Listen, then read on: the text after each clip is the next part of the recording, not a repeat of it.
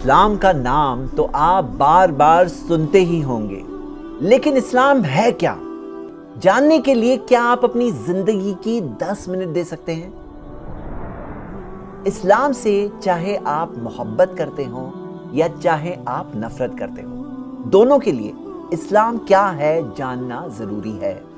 अगर आप जानना चाहते हैं आपकी जिंदगी का मकसद क्या है, अगर आप जानना चाहते हैं कि आपका मालिक क्रिएटर कौन है और असल रियल कामयाबी किसे कहते हैं, तो आपको इस वीडियो को एंडिंग तक जरूर देखना चाहिए।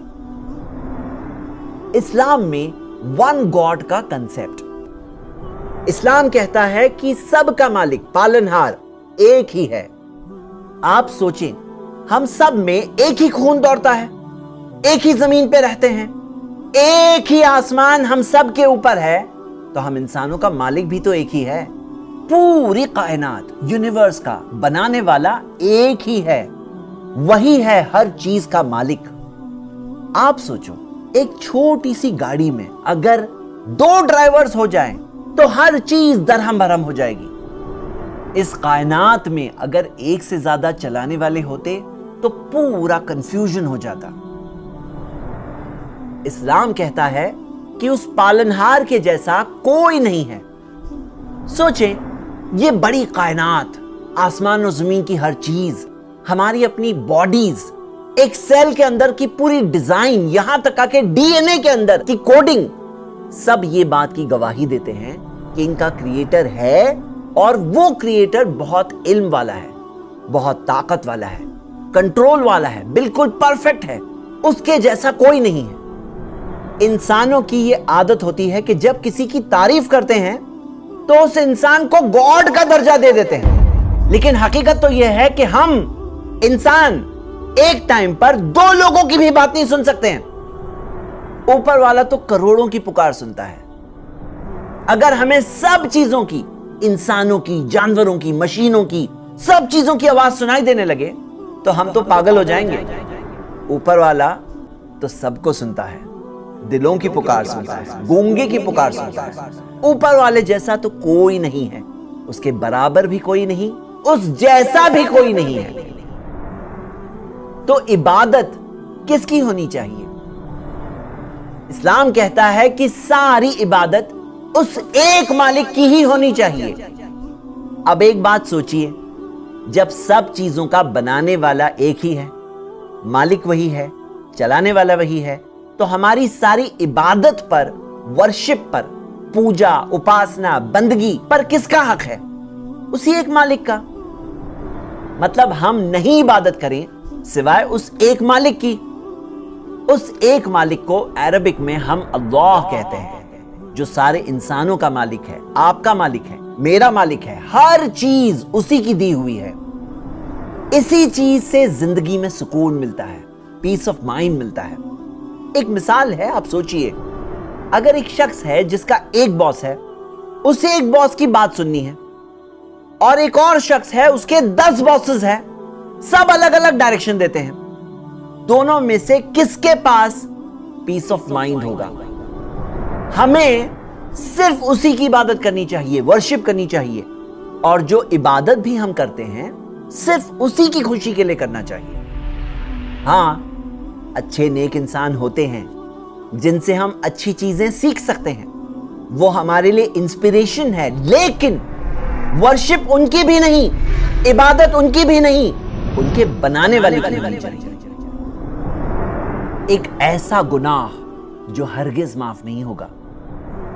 आप सोचो, जब सब कुछ उस एक मालिक का दिया हुआ है और हम इबादत किसी और की करें, वर्शिप किसी और की करें, हम दूसरों को उसका पार्टनर बनाएं जबकि उसका कोई पार्टनर नहीं, तो ये कितनी गलत बात है। ये तो ऐसा है जैसे कि उस एक मालिक के साथ गद्दारी किए।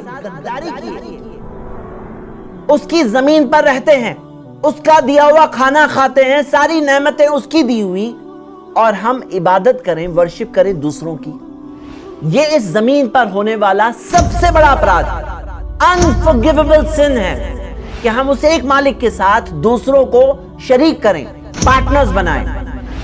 एक ऐसा गुनाह है जो कभी माफ नहीं होगा। मौत के बाद زندگی۔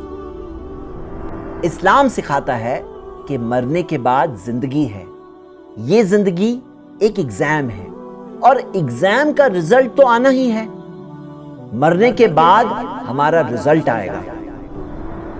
آپ سوچو، جس نے ہمیں پہلی بار بنایا، کیا اس کے لیے ہمیں پھر سے بنانا کوئی مشکل کام ہے؟ جس نے اتنی بڑی دنیا بنائی، اتنی بڑی کائنات بنائی، یونیورس کو بنایا، کیا وہ ہمیں پھر سے نہیں بنا سکتا؟ جو زمین کو سوکھ کر مردہ ہو جانے کے بعد اسے بارش کے ذریعے زندہ کر دیتا ہے اور زمین پھر ہری بھری ہو جاتی ہے، کیا وہ ہمیں پھر سے نہیں بنا سکتا؟ ایک دن آئے گا جس دن پورا انصاف ہوگا انسانوں میں، اچھوں کو اچھائی کا انعام ملے گا۔ جنت ایک ایسی جگہ جہاں ریئل خوشی ہے، جہاں ہمیشہ رہیں گے۔ اور اگر برا کیے ہیں، حق کو دیکھ کر سمجھ کر، سچائی کو دیکھ کر سمجھ کر انکار کیے ہیں، تو اس کا انجام بھی ہمارے سامنے آئے گا۔ جہنم ایک ایسی جگہ جہاں موت ہر طرف سے آئے گی لیکن کوئی انسان نہیں مرے گا، جہاں سزا ہر طرف سے ملے گی لیکن ایک انسان پھر نہیں مرے گا۔ یہی سچائی سارے انسانوں تک پہنچانے کے لیے اوپر والے نے انسانوں میں سے ہی ایک انسان کو چنا۔ ایسے چنے ہوئے انسانوں کو رسول، پیغمبر، میسنجر، مارگدرشک بنائے۔ ان کے پاس فرشتوں کے ذریعے اللہ کا پیغام پہنچا اور انہوں نے انسانوں تک سچے پیغام کو پہنچایا۔ 1400 سال پہلے آخری پیغمبر محمد صلی اللہ علیہ وسلم کو عرب زمین پر بھیجا گیا، ایک ایسے انسان جنہوں نے زندگی میں کبھی جھوٹ نہیں کہا، امانت دار، ہائیسٹ لیول کا کیریکٹر رکھنے والے۔ آپ پوری زندگی دیکھ سکتے ہیں۔ میں آپ کو صرف ایک مثال دیتا ہوں۔ ان کا ایک بیٹا تھا، ابراہیم کا بچپن میں ہی انتقال ہو گیا۔ جس دن انتقال ہوا اسی دن سورج گرہن ہوا۔ لوگ کہنے لگے کہ یہ سورج گرہن ابراہیم کی ہی موت کی وجہ سے ہوا ہے، سورج شوق میں ہے۔ سوچو، اگر کوئی جھوٹا انسان ہوتا تو ایسے موقع کو کیا جانے دیتا؟ اپنی بڑائی ثابت کرنے کے لیے یہ بات کہتا کہ ہاں سورج میرے بیٹے کے انتقال پر گرہن کر رہا ہے، اور اپنی بڑائی ضرور ثابت کرتا۔ لیکن محمد صلی اللہ علیہ وسلم اللہ کے سچے رسول ہیں۔ انہوں نے لوگوں کے غلط بلیف کو کریکٹ کرتے ہوئے کہا کہ یہ سورج اور چاند گرہن نہیں کرتے کسی کی موت کی وجہ سے، نہ کسی کی زندگی کی وجہ سے۔ انہوں نے خود کی یا کسی اور انسان یا پتھر کی ورشپ، عبادت کی طرف نہیں بلایا۔ انہوں نے انسانوں کو صرف ایک مالک اللہ کی ورشپ کرنے کہا۔ خود تو انہوں نے بہت ہی کم، منیمم سے گزارا کیا، لیکن دنیا میں ایک بہت بڑا چینج لایا کہ آج تک ان کی ٹیچنگز کا اثر 200 کروڑ سے زیادہ مسلمان محسوس کرتے ہیں، اور انسانوں میں سب سے زیادہ محبت انہی سے کرتے ہیں۔ انہیں جو سب سے بڑا پروف دیا گیا ان کے پروفیٹہڈ کا، وہ ایک کتاب ہے قرآن۔ قرآن میں یہی پیور پیغام دیا گیا ہے کہ صرف ایک مالک ہے اور ہم سب کو صرف اسی کی عبادت کرنی چاہیے۔ 1400 سال چلے گئے، قرآن ویسے ہی پریزروڈ ہے، انچینجڈ، جیسے پروفیٹ محمد صلی اللہ علیہ وسلم نے پہنچایا۔ اس کتاب میں 24 جگہوں پہ دیا ہے کہ تم اپنی عقل استعمال کرو، لعلکم تعقلون یا افلا تعقلون۔ ایک کتاب جس کی آیتیں، ورسز 23 سال کی مدت میں سچویشنز کے اعتبار سے اوپر والے کی طرف سے آئی، لیکن پھر بھی ایسی کوئی بھی 2 آیتیں نہیں ہیں جو آپس میں ایک دوسرے سے ٹکراتی ہیں۔ ایسی کئی چیزیں ہیں جو سائنس کو تو بعد میں پتا چلا، لیکن قرآن میں 1400 سال پہلے سے لکھی ہوئی ہے۔ ایسے ایونٹس ہیں ان نون ہسٹری کے جو بعد میں ڈسکور ہوئے، لیکن قرآن میں پہلے سے دیے ہوئے ہیں۔ ایسی پیشن گوئیاں ہیں، پروفیسیز ہے جو بعد میں جا کے پوری ہوئی۔ دنیا کے پرابلمز کا سلیوشن ہے اس کتاب میں۔ قرآن میں دیا ہے ھذا بلاغ للناس، یہ انسانوں کے لیے پیغام ہے۔ یہ پیغام میں نے آپ تک پہنچایا۔ فائنلی ہم سب کو उसी मालिक के पास वापस लौट कर जाना है जिसने हमें बनाया। ये वो रियलिटीज है जिससे कोई भी इंसान अगर ओपन माइंड से सोचे तो आसानी से समझ सकता है। इंसानों का मालिक एक ही है, हमारी सारी इबादत वर्शिप उसी के लिए होनी चाहिए। मरने के बाद जिंदगी है, एग्जाम का रिजल्ट यकीनन आने वाला है। प्रॉफेट मोहम्मद सल्लल्लाहु अलैहि वसल्लम सच्चे मैसेंजर अल्लाह के आ चुके हैं। कुरान इंसानों के लिए मालिक की तरफ से किताब है रहनुमाई के लिए। मैं आपको दावत देता हूं कि आप इन रियलिटीज को कबूल करें। ऊपर वाले का हम सब पर बहुत बड़ा एहसान है।